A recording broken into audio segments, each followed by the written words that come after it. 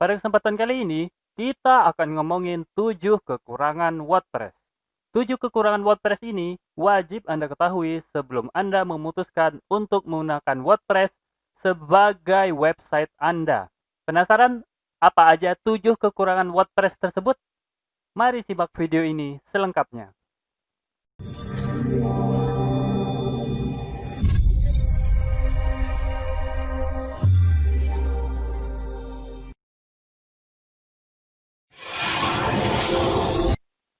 Assalamualaikum warahmatullahi wabarakatuh. Ketemu lagi bersama saya, Kanada Kurniawan, dan masih di channel kita Projasa Web. Pada kesempatan kali ini, kita akan ngomongin tentang 7 kekurangan WordPress yang wajib Anda ketahui. Yuk, mari kita simak. Apa itu 7 kekurangan WordPress? Oke, yang pertama mungkin bertanya-tanya, ngapain kita nih ngomongin kekurangan WordPress? Gitu. Emangnya sepenting itu WordPress? Penting banget ya teman-teman. Karena apa? Karena WordPress itu penggunanya banyak banget. Kalau teman-teman coba akses W3Tech ini, w3tech.com ini, ada data yang menyatakan tentang penggunaan WordPress.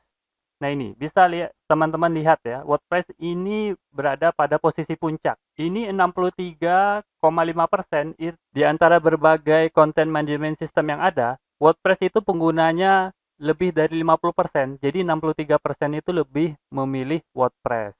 Nah, sedangkan 37,8 ini artinya dari website yang ada di seluruh muka bumi, 37,8%-nya itu menggunakan WordPress. Jadi kebayang kan betapa WordPress ini penting banget.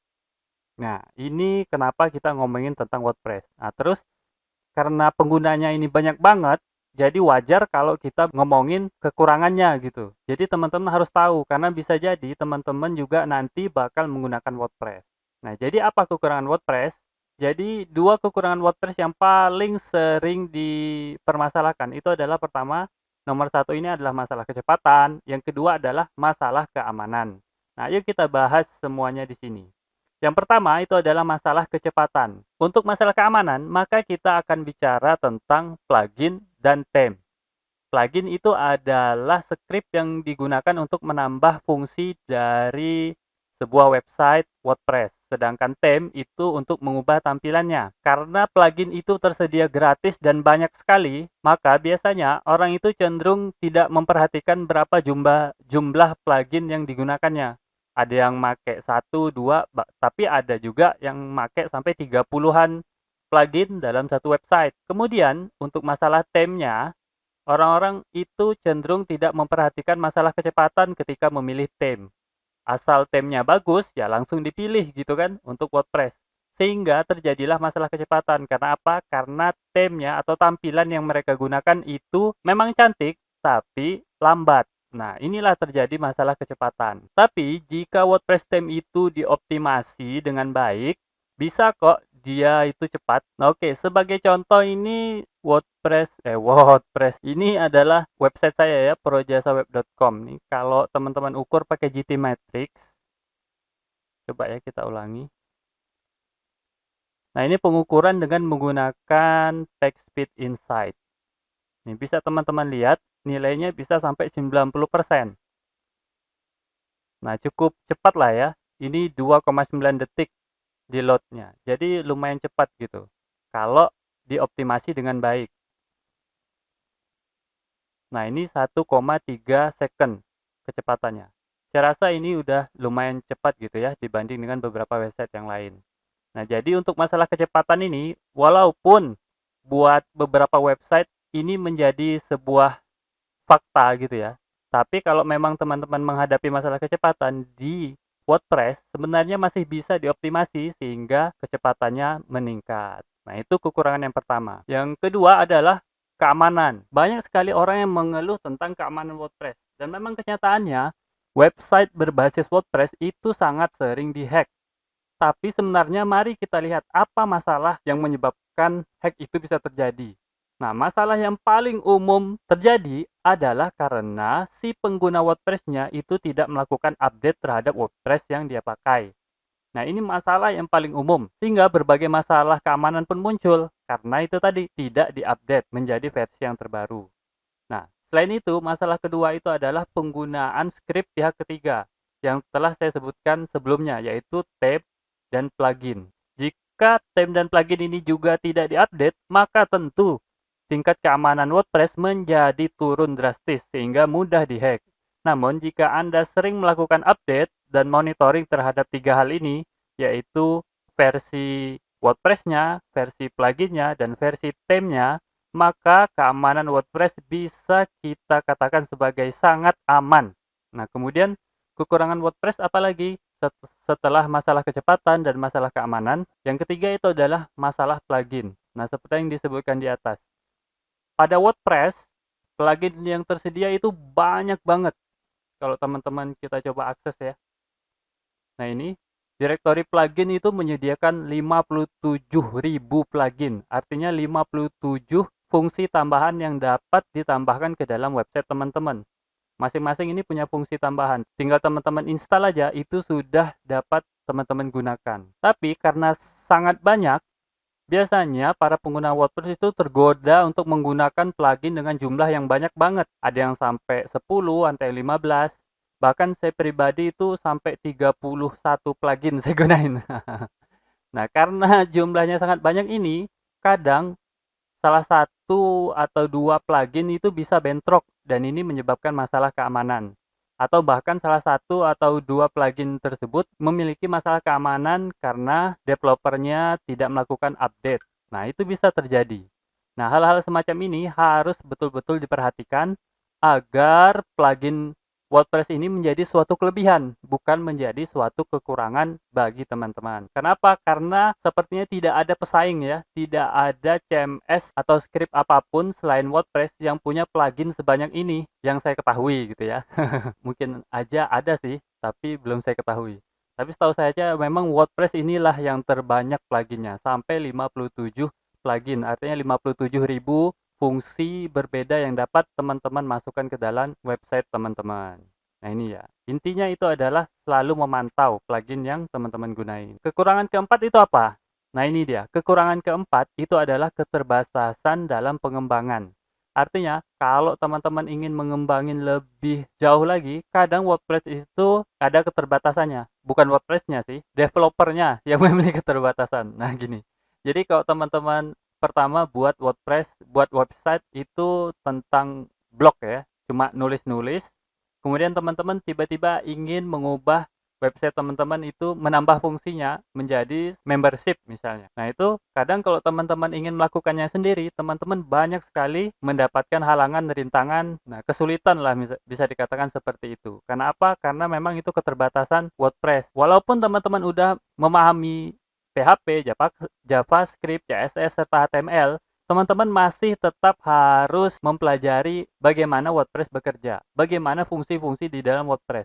Nah, jika teman-teman sudah memahami fungsi-fungsi di dalamnya, barulah teman-teman dapat melakukan pengembangan yang lebih jauh lagi. Sebagai contoh, WordPress ini bisa banyak sekali dikembangkan. Bisa jadi membership, bisa jadi video hosting, dan lain sebagainya. Ada banyak sekali sih model pengembangan yang dapat dilakukan pada WordPress. Tapi itu tadi, teman-teman harus menguasai WordPress-nya sendiri gitu. Tanpa mempelajari WordPress, walaupun teman-teman tahu JavaScript, PHP, dan lainnya, pengembangan itu tidak mungkin dilakukan. Nah, ini bisa jadi kekurangan atau bisa jadi kelebihan juga gitu. Tapi yang jelas dalam hal ini saya sebutkan sebagai kekurangan WordPress ya, keterbatasan. Jadi teman-teman harus belajar WordPress dulu. Kemudian theme. Nah, jadi tema ini kan dibagiin gratis ya. Teman-teman bisa pakai gratis berbagai theme yang ada di WordPress ini. Ini ya, di bagian ini. Nah, ini ada 7.000 theme. Nah, sayangnya pengguna WordPress kan jauh lebih besar dari angka ini ya. Ini hanya 7.000, penggunanya bisa bisa berapa nggak tahu juga saya sih jumlahnya. Efeknya karena temanya sedikit, maka kemungkinan besar theme ini dapat digunakan oleh beberapa website sekaligus. Artinya nanti begitu teman-teman browsing-browsing, bisa jadi ketemu kok website ini mirip banget sama website A ini mirip banget sama website B. Karena apa? Bisa jadi theme yang mereka gunakan itu adalah sama.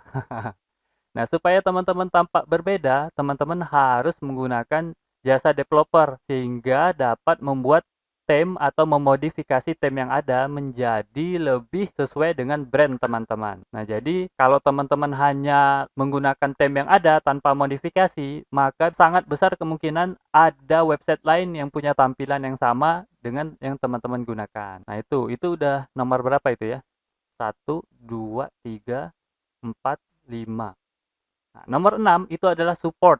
Nah, jadi perlu teman-teman ketahui bahwa WordPress ini adalah software gratis, script yang gratisan dikembangkan oleh komunitas. Maka dari itu, karena dia komunitas, maka teman-teman itu nggak bisa kayak menggunakan IndiHome gitu kan. Kalau rusak, teman-teman tinggal telepon kantor pusat gitu. Nah, terus layanannya bisa datang ke rumah gitu. Nah, WordPress nggak bisa seperti itu. Kalau teman-teman menghadapi masalah, teman-teman harus mencari sendiri di Google. Nah, atau mencari sendiri di komunitas WordPress sendiri gitu. Harus bersabar, pelan-pelan nyari, dan pelan-pelan nyoba berbagai solusi yang ditawarkan. Kalau tidak mau seperti itu, maka teman-teman terpaksa harus menggunakan jasa profesional untuk menyelesaikan masalah WordPress teman-teman. Sepanjang pengalaman saya, sebenarnya support dari komunitas itu dapat diandalkan buat teman-teman untuk mempelajari WordPress. Tapi sayangnya, support ini kadang tidak bisa terlalu cepat. Teman-teman tidak bisa mengharapkan dalam hitungan menit atau hitungan jam. Bisa jadi sih, bisa dalam hitungan menit atau hitungan jam kalau teman-teman beruntung gitu.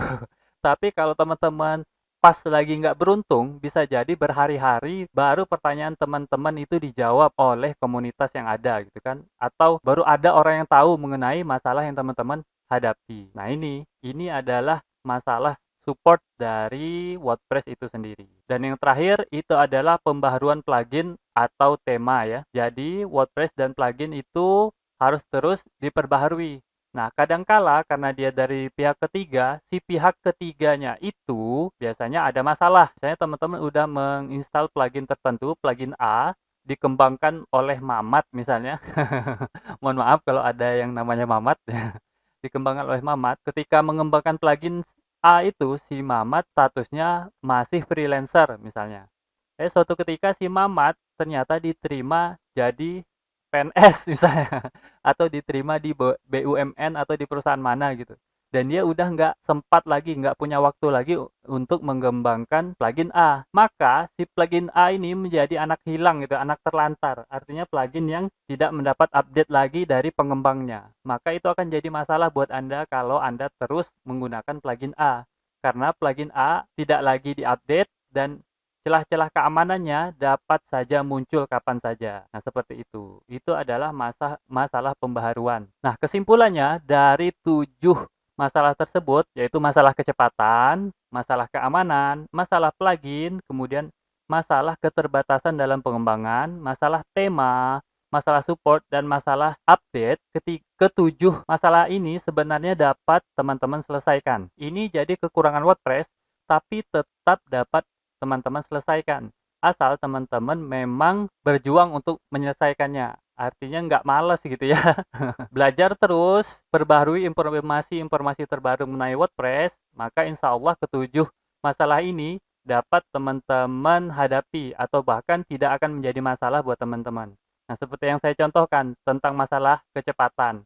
Itu banyak sekali website yang mengeluhkan kecepatan, tapi kalau kita pelajari secara lebih jauh, maka ternyata kecepatan itu bisa kita selesaikan. Bahkan bisa lebih cepat daripada website yang tidak berbasis WordPress sekalipun. Nah, mungkin itu 7 kekurangan WordPress yang perlu Anda ketahui dan perlu Anda sikapi ya. Jadi, untuk menyikapinya itu adalah rajin belajar dan giat mencoba aja gitu. Nah, itu mungkin 7 kekurangan website. Semoga bermanfaat buat Anda dan segitu aja mungkin video dari saya. Saya akhiri. Assalamualaikum warahmatullahi wabarakatuh.